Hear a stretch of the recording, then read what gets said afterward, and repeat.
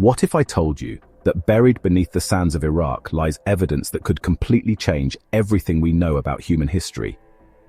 What if our ancestors weren't just primitive cave dwellers struggling to survive, but were actually created by beings from another world who walked among them, taught them, and shaped the very foundation of human civilization? Today we're diving deep into one of the most controversial and mind-bending mysteries of ancient history, the Anunnaki. By the end of this video, you'll question everything you thought you knew about where we came from, and you might never look at ancient history the same way again. Picture this. It's the 1840s, and European archaeologists are working under the blazing desert sun, digging through ancient ruins in what we now call Iraq. These men had no idea they were about to uncover one of the greatest puzzles in human history. As they carefully brushed away centuries of sand and dirt, they began finding thousands upon thousands of clay tablets covered in strange wedge-shaped marks that looked like nothing anyone had ever seen before.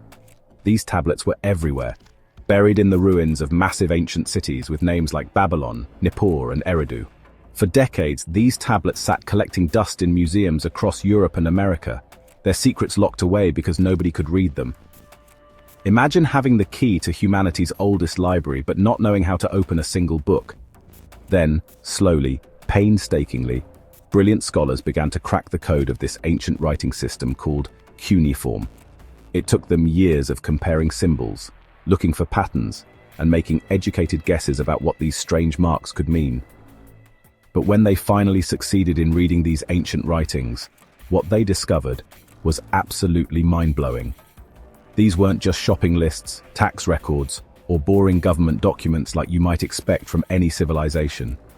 These were detailed accounts of beings called gods who came from the sky in flying vehicles, who possessed technology that seemed impossible for the time, who manipulated human genetics, and who ruled over Earth for thousands of years. The scholars reading these tablets must have thought they were losing their minds. The Sumerians, who wrote these tablets over 5,000 years ago, present us with one of the most puzzling questions in archaeology. Think about this for a moment. Human civilization had been developing slowly for thousands of years. People were living in small groups, hunting animals, gathering plants, and maybe just starting to figure out basic agriculture. Then, seemingly overnight in historical terms, there was this incredibly advanced civilization with massive cities that housed tens of thousands of people, complex irrigation systems that turned deserts into fertile farmland, sophisticated mathematics that included concepts like the number zero, detailed astronomical observations that tracked the movements of planets, and the world's first writing system. But it gets even more mysterious when you look at the details. The Sumerians didn't just build simple mud huts. They constructed massive ziggurats, towering step pyramids that dominated their city skylines and required engineering knowledge that shouldn't have existed at the time. These weren't just impressive buildings. They were architectural marvels with precise measurements, complex internal chambers, and drainage systems that still work today after thousands of years. The Sumerian mathematical system was based on the number 60, which is why we still divide our hours into 60 minutes and our circles into 360 degrees. They had a sophisticated understanding of metallurgy, creating bronze alloys and working with precious metals in ways that required advanced knowledge of chemistry. They developed the wheel, the sailboat, and even early forms of batteries. How does a civilization jump from stone tools to creating some of humanity's most important inventions in such a short period of time? These ancient tablets tell us about beings called the Anunnaki, which literally translates to those who came from heaven to earth. Now just pause and think about that name for a moment. This isn't those who live in heaven or those who rule from heaven. It specifically says they came from heaven to earth, which really implies movement, travel, a journey from one place to another. According to Sumerian creation myths, especially one called the Enuma Elish, these weren't your typical gods sitting on clouds playing harps and watching humanity from a distance. The Anunnaki were described as physical beings who walked among humans on a daily basis, had children with human women and created hybrid offspring, possessed advanced technology that seemed magical to ancient people, and most surprisingly, had very human-like emotions and problems. They argued with each other over territory and resources. They competed for power and influence among both gods and humans. They fell in love, they got jealous, they made mistakes, and they even went to war with each other using weapons that could destroy entire cities. The story becomes even more fascinating when we meet the main characters in this ancient drama. There's Enki, also known as Ea in later Babylonian texts, who was described as humanity's protector, teacher, and genetic creator. He was said to be incredibly intelligent, skilled in science and technology, and genuinely caring about the welfare of human beings. Then there's his half-brother Enlil, who apparently wasn't too fond of the human race, and saw them as noisy, troublesome creatures who disrupted the natural order. These brothers were constantly at odds throughout Sumerian mythology, and according to the tablets, their conflicts shaped human destiny in profound ways. When a great flood threatened to destroy humanity, it was Enki who secretly warned his favorite human, Utnapishtim, to build an ark and save his family and the animals. This story, written thousands of years before the biblical account of Noah, shows how these ancient narratives influenced later religious traditions around the world. Now, let's talk about something that should make you pause and really think about what we're dealing with here. The Sumerian King List, an ancient document that meticulously records the rulers of Sumerian cities, makes claims that would be absolutely impossible if taken literally. This isn't some vague mythology or poetic storytelling. It's presented as a straightforward historical record, complete with names, locations, and specific time periods. The document claims that early kings lived for tens of thousands of years. We're not talking about the kind of long lifespans you might find in the Bible, where people lived a few hundred years. We're talking about kings who supposedly ruled for 43,000 years, 36,000 years, or even longer. One king named Alulim is said to have ruled for 28,800 years. Another called Dumuzid ruled for 36,000 years. These aren't round numbers that might suggest symbolic meaning. They're very specific figures that seem to be recording actual time periods. Mainstream scholars dismiss this as mythology or symbolic representation of the importance of these rulers. But what if there's more to it? What if these weren't entirely human rulers, but were these Anunnaki beings who had much longer lifespans than humans? What if the king list is actually recording a time when Earth was ruled by beings who lived for thousands of years and then gradually gave way to shorter-lived human rulers? The document shows a clear pattern. The earliest rulers have impossibly long reigns. Then gradually the lifespans get shorter and shorter until finally you reach historical kings whose reigns lasted normal human lifespans that we can verify through other records. It's almost as if the document is recording a transition from one type of ruler to another, from long-lived beings to regular humans. What could explain this pattern? The plot thickens dramatically when we examine what these ancient people somehow knew about our solar system and the cosmos beyond Earth. This is where things get really strange, and I want you to pay close attention because this might be the most compelling evidence we have that something extraordinary was happening in ancient times. The Sumerians had detailed knowledge of planets that shouldn't have been visible to the naked eye. They knew about Neptune and Uranus, planets that weren't officially discovered by modern astronomy until the 18th and 19th centuries using advanced telescopes. They understood that planets were spherical objects moving through space, not just points of light in the sky. They knew the approximate orbital periods of planets and could predict their movements with remarkable accuracy. But it gets even more interesting. Sumerian texts describe our solar system as having 12 celestial bodies, including what they called Nibiru, a planet with an extremely long orbital period that brings it close to Earth only once every 3,600 years. Modern astronomers have recently begun searching for what they call Planet X, or Planet 9, a large planet in the outer reaches of our solar system that could explain certain gravitational effects they observe. Could the Sumerians have known about this planet thousands of years ago? The Sumerians also understood complex mathematics that we didn't rediscover until the modern era. They knew about the precession of the equinoxes, a 26,000-year cycle caused by the wobble of Earth's axis that affects how we see the stars. This is not something you can figure out through casual observation. It requires precise measurements taken over many generations and sophisticated mathematical calculations. They had detailed star maps showing constellations exactly as we see them today. And they knew that Earth rotates on its axis and orbits the Sun. Remember, this was thousands of years before Copernicus and Galileo supposedly revolutionized our understanding of the solar system. How do you explain a civilization with no advanced instruments having such precise knowledge of the cosmos? Where did this information come from? For over a century, archaeologists and historians had developed a comfortable, rational explanation for all of these mysteries that didn't require them to consider any extraordinary possibilities. They said the Anunnaki were simply mythological figures, products of humanity's natural development of religious stories designed to explain the world around them and give meaning to their existence. The advanced knowledge was either exaggerated by later writers who wanted to make their ancestors seem more impressive, or somehow developed through careful observation and record-keeping over many generations. The impossible lifespans in the king list were just the ancient way of showing respect and reverence for important rulers, similar to how we might say someone's memory lives forever. The detailed astronomical knowledge could be explained by the fact that ancient people spent much more time looking at the night sky than we do today, and over centuries they could have gradually pieced together complex understanding through patient observation. The sophisticated technology described in the tablets was clearly metaphorical or symbolic language used to describe natural phenomena that ancient people didn't understand. When the texts mentioned flying vehicles, they were obviously talking about birds or clouds. When they described weapons that could destroy cities, they meant earthquakes or volcanic eruptions. Everything had a nice, neat explanation that fit perfectly into the accepted understanding of human development and didn't require anyone to consider uncomfortable possibilities. But then, in 1976, everything changed dramatically when a scholar named Zecharia Sitchin published a book called The 12th Planet, and suddenly the entire conversation about ancient history shifted in ways that are still reverberating today. Sitchin wasn't just another archaeologist or historian. He was a scholar who had spent decades studying ancient Sumerian, Akkadian, and Hebrew texts. He could read cuneiform script fluently and had access to thousands of tablets that most people would never see.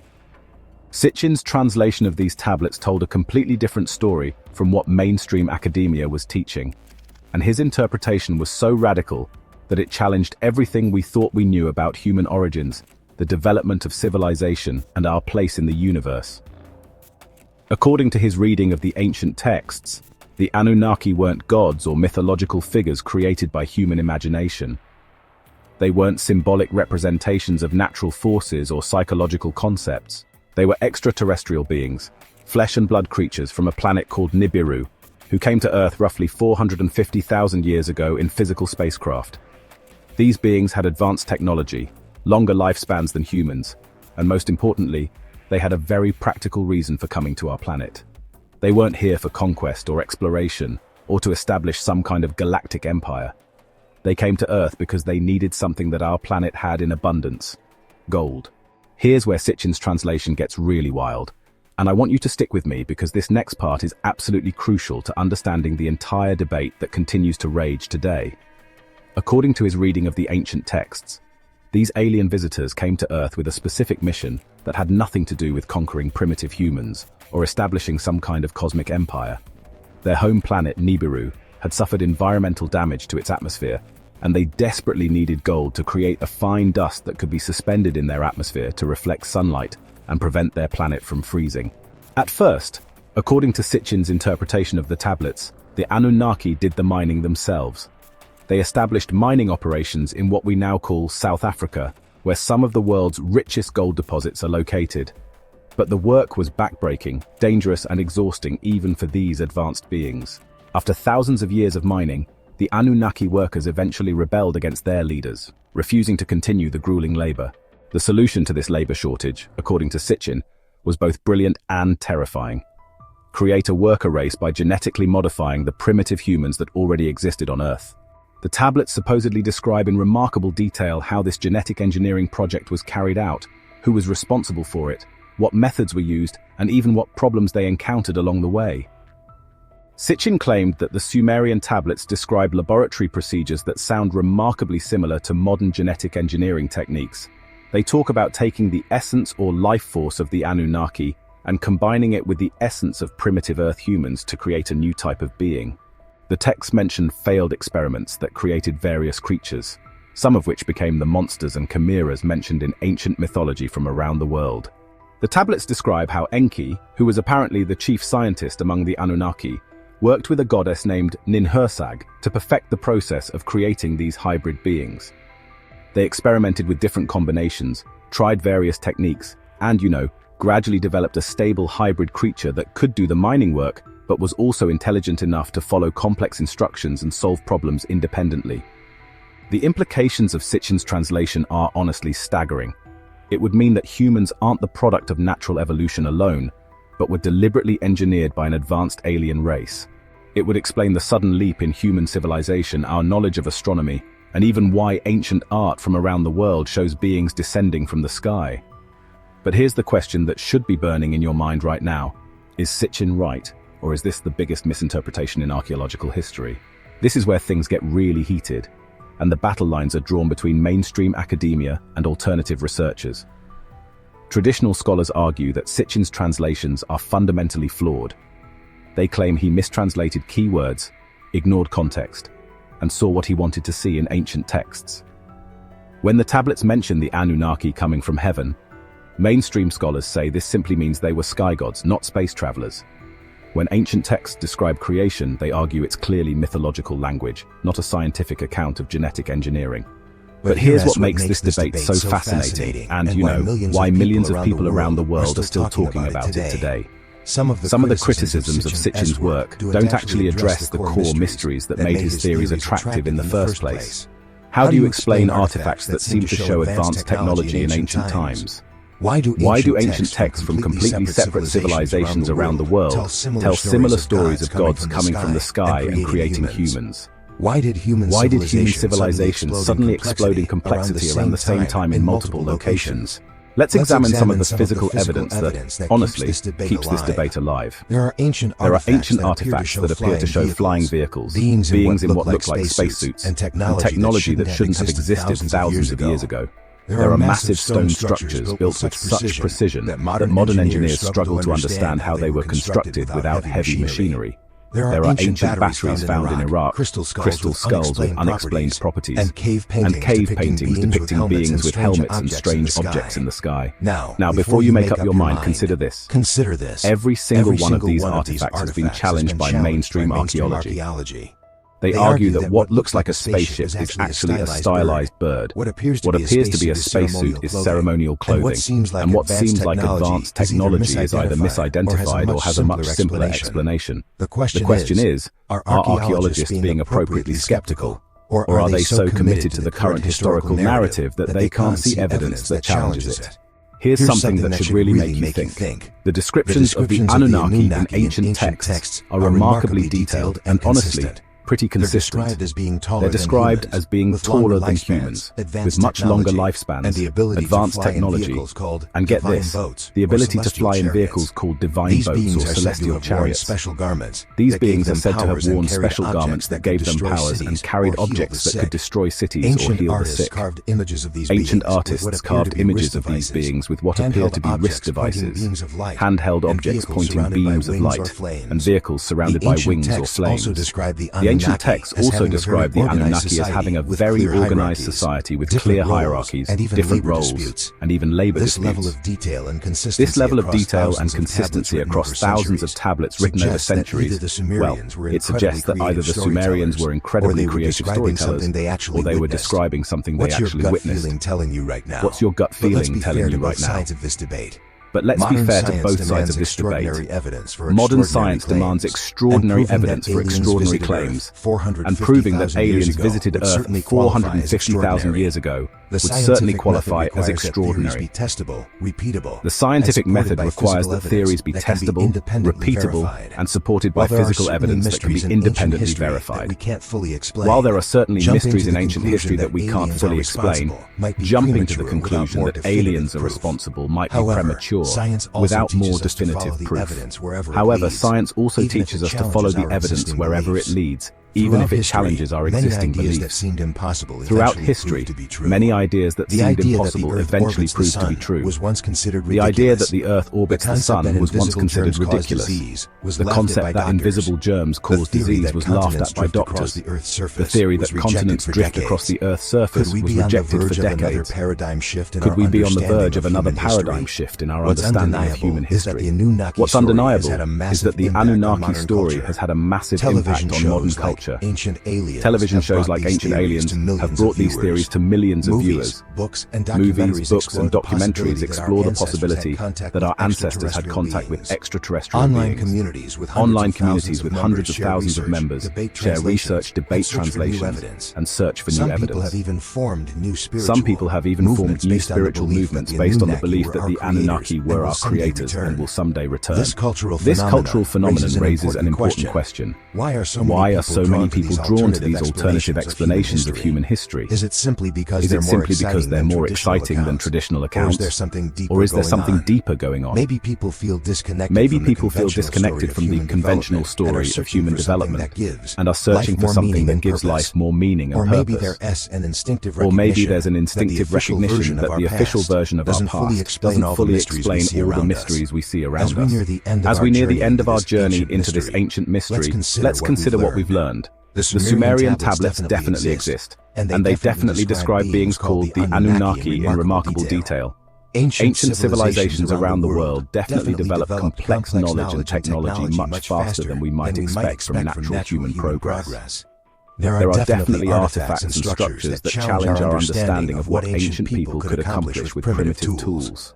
The question isn't whether these mysteries exist, because they clearly do. The question is how we interpret them. Are we looking at the remnants of humanity's first encounter with extraterrestrial intelligence? Or are we seeing the natural development of human creativity, spirituality, and ingenuity? Are ancient texts literal historical accounts? Or are they symbolic stories that convey deeper truths about the human experience? Here's what I find most fascinating about this entire debate. It forces us to examine our assumptions about human history, our place in the universe, and the nature of evidence itself. Whether you believe the Anunnaki were ancient gods, alien visitors, or mythological figures, exploring their story challenges you to think critically about how we understand the past and what evidence we're willing to accept or reject. The truth is that we may never have definitive proof one way or the other. The evidence is, well, tantalizing but not conclusive. The translations are debatable but not dismissible. And the artifacts are mysterious but not undeniably extraterrestrial. And maybe that's exactly how it should be. Maybe the real value of the Anunnaki mystery isn't in solving it completely, but in keeping us curious, questioning, and, open to possibilities that stretch our understanding of what it means to be human. So what do you think? Are we alone in the universe, or have we never been alone at all? Were our ancestors visited by beings from the stars, or did they just create these amazing stories from their own remarkable imaginations? The tablets are still there, waiting in museums around the world. The artifacts are still being discovered. The debate, well, it continues. And somewhere in the space between absolute skepticism and total belief, the truth about the Anunnaki is waiting to be discovered. The mystery remains unsolved, but one thing is certain. Whether they were gods, aliens, or something else entirely, the Anunnaki have succeeded in making us question everything we thought we knew about our own origins. And isn't that exactly what the greatest mystery should do?